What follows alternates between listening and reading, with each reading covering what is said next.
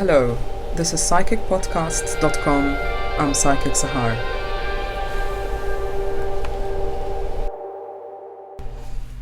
Hello, today we're going to talk to US professional channel, Asandra. Asandra considers herself a multidimensional being.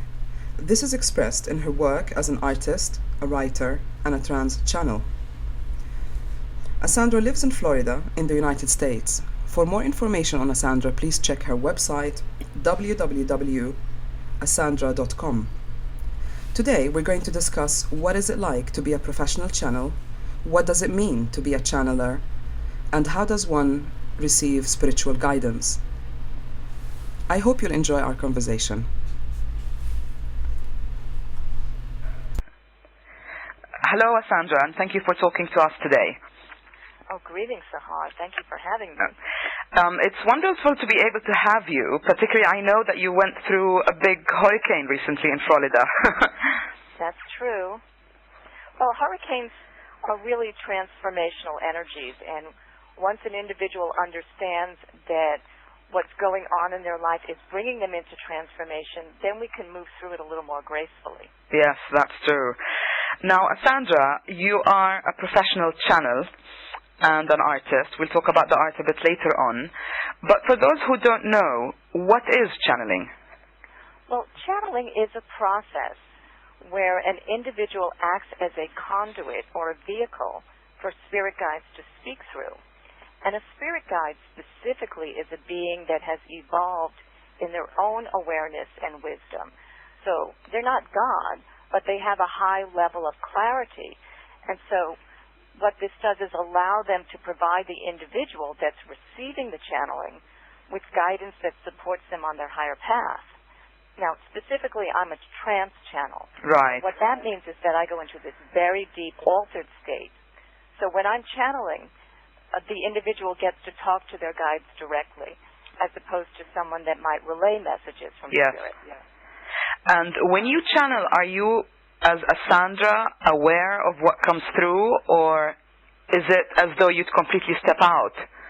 I completely step out. In fact, not only do I never remember what I channel, but I really don't even discuss the sessions with the client. Right. It's very private between them and their spirit guides. Right.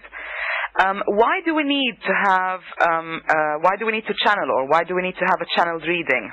How can that help us on a practical level? Well, I wouldn't say that anyone needs to have a channeling, but there is a specific value in the experience. You see, spirit guides have a kind of bird's eye view of our larger soul's path, and so this enables them to provide guidance for us from this expanded perspective. It's as though they see us as the true soul beings that we are. And what happens is that when we see ourselves, we're looking through the lens of our own opinions and perceptions, and they don't have that. So what happens is that they're able to guide us on a very high level and give us this clarity about where we're headed on our path. So that's why there's value in doing it. So perhaps it allows us to sort of zoom out of our situation and then gain a different perspective.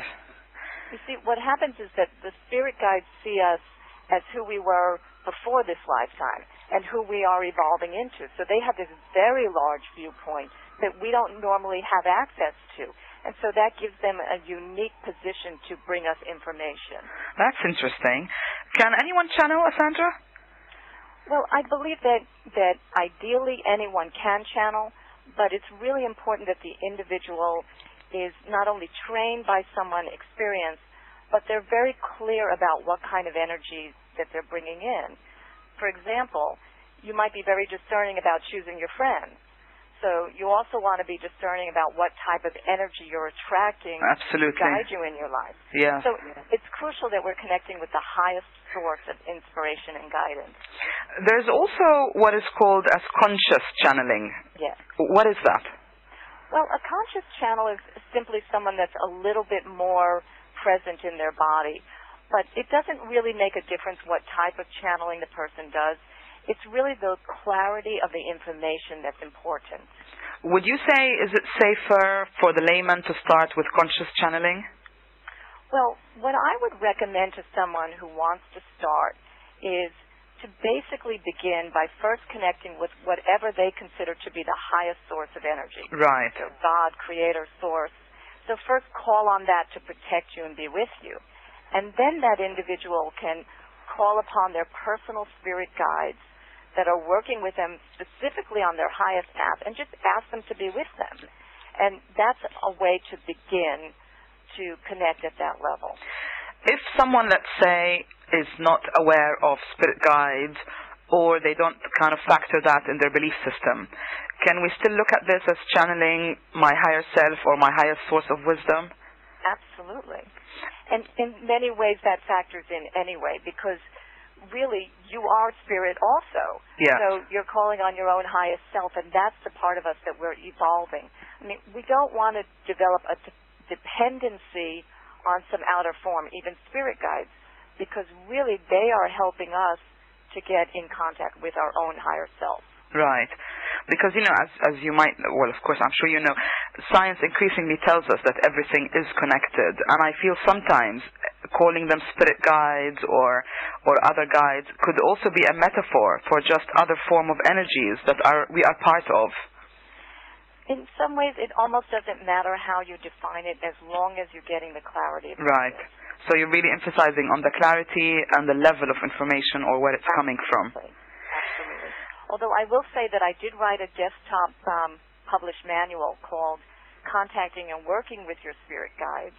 And in the manual, what I do is I give very practical information to help the individual so that they really are protecting themselves, so that they know how to call on the highest guidance, and different processes within that. So there's always a very practical way to go about getting that highest information. I must say that you've sent me your manual, and I have tried it about a year ago since I first met you. And I've not only found that very useful, it actually got me to channel, and I've been recommending it to my clients. And a client of mine recently sent me an email saying that she's made a connection immediately just after trying it for the first time. So I feel that you're really helping quite a lot of people by putting out your manuals, which is really your culmination of experience, life experience in channeling. So I must really thank you for that. That was a tremendous help. Thank you. That manual was based on workshops that I used to give. And what I would find is that I could get in there, and it doesn't matter what level someone was on, whether they were resistant, whether they were open. By the end of that class or seminar, everyone was channeling. They're able to bring information. Yes. Yes, basically I could get them to realize that they already had the connection. And once they knew that, they stopped struggling and they just allowed the process to happen. So we can say in layman terms that channeling is about inspiration, or allowing us to see things from a different perspective to bring clarity and solution, so to speak, into a certain situation or an issue that we need. Yes, and it's really about getting the highest level of guidance that assists the individual in walking their true destiny path. Let's say I'm a businessman or a mother with teenage children or so on. What sort of things can I ask my guides to help me? Well, you can really ask for information on any level, daily issues, emotional ones, psychological, spiritual. But really what happens is that all the questions are interconnected, and Spirit has a way of helping that individual see that whatever question they're asking, in other words, whatever position they're asking from, they're really asking about their true path. Because underneath it all, we all want to return back to that true connection and be fulfilled. So I always tell people when they're preparing for a session with me to write down some questions in advance, because it helps them to get very clear about what they really want to know. So most of us might think that a relationship with spirit or higher guidance is sort of holy, serious, that we can't ask anything. So you're saying we can ask information on any level? Yeah, because it's all part of the same energy. In other words, let's say someone is unhappy with their job, and they're asking about that to Spirit. And then what Spirit might help them to see is that what they're really looking for is their higher purpose. So they're going from maybe what's sort of mundane, but it's really a very high, powerful question that's coming from their soul. And the thing about Spirit is that they can identify what the real issue is. So it doesn't matter what you ask. I mean, generally I tell people not to waste their time asking something like, what color car should I buy, because that would be silly. But I always tell people to ask the deepest soul-based questions, the things that are the most important to you. That kind of tunes into my next question to you about channeled readings or having a reading with you. I first met you through my friend, mentor, and teacher, former teacher, Marin Jose, and she sort of gave me the reading as a gift, so to speak, to allow me that clarity as well, at a time when I needed to have things, I would say, untangled. So they weren't necessarily unclear, but there was more clarity that was needed. And I realized when I listened to your reading, really a lot has happened since the first reading that we've had. Now, how, for people who have not had a channeled reading, how would you say or describe that the channeled reading is different from having, for example, a psychic reading or an astrological reading? You were talking a lot about the soul and the path. Okay. Well, what happens is that when a person comes for a session, they're going to, at least with me, they're going to meet some of their personal guides. And I cannot guarantee that they're going to get predictive information that maybe they would get in a psychic reading or an astrological reading. Because what happens is Spirit will come through and they're going to give that person the information that is the most relevant for them at that specific time. And Spirit may feel it's necessary to address a deeper emotional issue or a spiritual issue at a given time. So they can't just say, well, this is going to happen because maybe they see a block in the way and they want to help that person heal that block so that then they can arrive at that higher point. That's interesting. So it can be very relevant to what's around us right now, and it's not necessarily about prediction, but more so what we need to do in order to get there, so to speak. Yes, it's true, because Spirit really wants us, their highest desire is for us to complete our soul's purpose. So they're going to tell that individual whatever they need at that moment to get them to that place of highest fulfillment. So it's not only saying, well, what's going to happen, it's how do you get there? What do you need to do to get there? So I almost call that sort of like getting back on the highway of life so that you're able to continue the journey, avoiding the bumps and so on. That's right. Asandra, you're also a writer. You're a channel, of course, we talked about that, and you're an artist. Can you tell us a little bit, does it become blurry between all these things for you to follow up? Well, being a writer, a channel, and an artist are three distinct disciplines. So in a way, the line doesn't blur, but I do feel an increased integration in my life of all of these forms of expression. And one of the things that Spirit is always trying to get us all to see as we evolve into a more awakened state of being is that we are multidimensional. So what that means is that the various talents and gifts that we all have are expressions of our true essence. And in my own life, I'm always trying to express this essence in any form. And, you know, Spirit says that the form is less important than the energy that's behind the form. That's right. So basically inspiration can take a form of the word or the art or artistic ability, creativity, or being a writer. So when we're inspired, I feel that we activate that inspiration on different dimensions, that it is available to us. I guess what I'm trying to say is one thing that I almost hear from most of clients when I say you're going to write something, or they're like, no, I'm not creative, I'm not artistic. But what you're saying, I guess, do you feel that once you start something, the rest of the processes sort of unfold? Yes, because we really truly are multidimensional. And when a person just allows themselves to open up to that energy, it's amazing what can come through. And perhaps like you, I have also done that in my life, just really opened up and I never trained as a writer. I never thought I'm a writer, but then I just started having a need to express myself, and it would just come out beautifully because I was allowing that energy to come through me. I think the key is feeling a sense of purpose behind what you're doing, and then it elevates it to another level. That's right, but what you're also saying, in other words, what I hear you saying, is that once we attune ourselves with our soul path or inspiration, channeling can also help us sort of tap into that creativity, writing, whatever, or painting, whatever we choose it to be. Exactly. So did and sometimes they do blend together as one thing. Did the channeling start first, and then the art, and then the writing, or what was it like for you? What was your experience? Well, art is something that I've been doing ever since I could pick up a crayon. So that was certainly the first thing. And I probably started writing poems when I was in junior high school, but I never really thought of myself as a writer. But what happened is that when I developed as a channel, over time I felt this need to communicate about what I was doing. So the writing actually was the last thing to reappear. I mean, it showed up earlier on, but I didn't recognize the value of it until I needed to communicate what Spirit was talking about.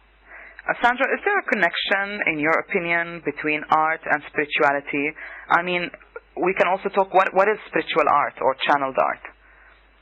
Well, I don't personally do channeled art, although there's such a thing as channeled art and channeled writing, and that means that the person may not necessarily have an obvious talent, but Spirit may write through them, and I also do channeled writing, and Spirit may paint through them.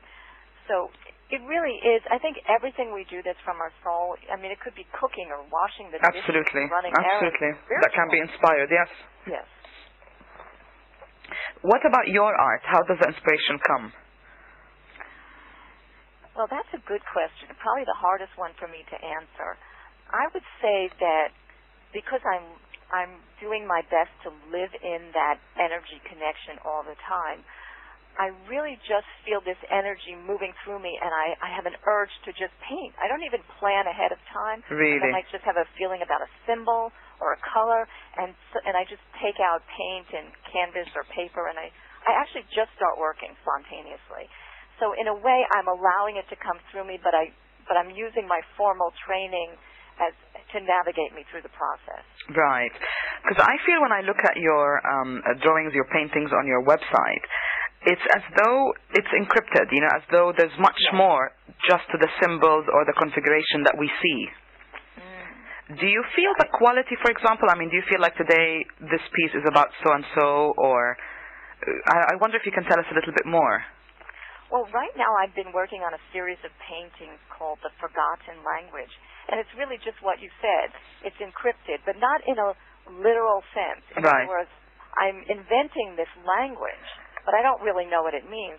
I just feel that we have some part of us that remembers at a higher level where we are all archetypally connected. And so I really just want to express that we are connected. And I'm doing it through using these very beautiful symbols and signs and colors and textures. That's wonderful. Asandra, what's in store for you? What's next on your agenda? Well, as I said, I'm working on it's an ongoing series called The Forgotten Language. Yes.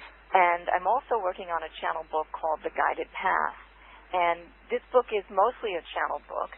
And it's an effort to compile the wisdom of Spirit into a form that can reach a larger audience. Oh, that's wonderful. Would that be an e-book, or is it a proper book that's going to come out later on? Well, I would really like to see it be a proper book just because I love books and I like to hold them and feel them and smell them. So I really want it to be that. Of course, I'm also aware that you were part of another book. Can you tell us a little bit about that? The Chocolate for the Soul, I believe. I remember reading a caption about a little story that you've told.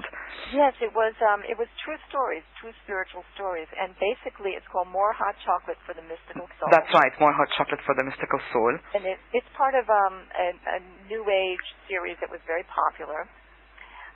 Basically, I really just wrote a true story about how I had my first mystical experience and how I saw the light and consciousness in every single thing. And from that moment, and I was about 16 at the time, from that moment my life completely changed because I could no longer see life in an ordinary way. That's right. And Asandra, if people want to get more information on your work, on the art, and on the channeling, we have, I know, your website, asandra.com. Yes. You also have the guidedpath.net. Yes. Is that right? Yes, and I believe, do you have one more website, or is that a new one in progress? No, that's enough. Those two keep me very busy. I'm always updating them and changing them. Yes.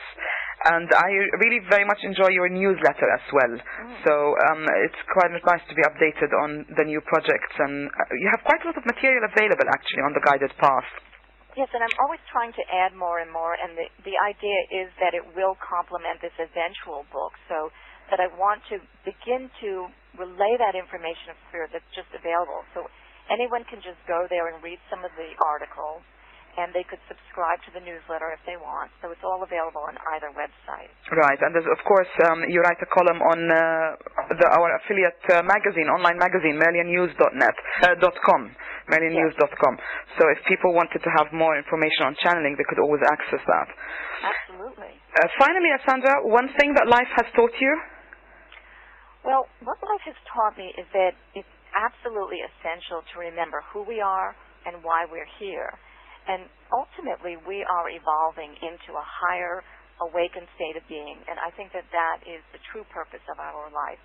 So I would say that life has taught me to stay on path and to remember my highest purpose. That's wonderful.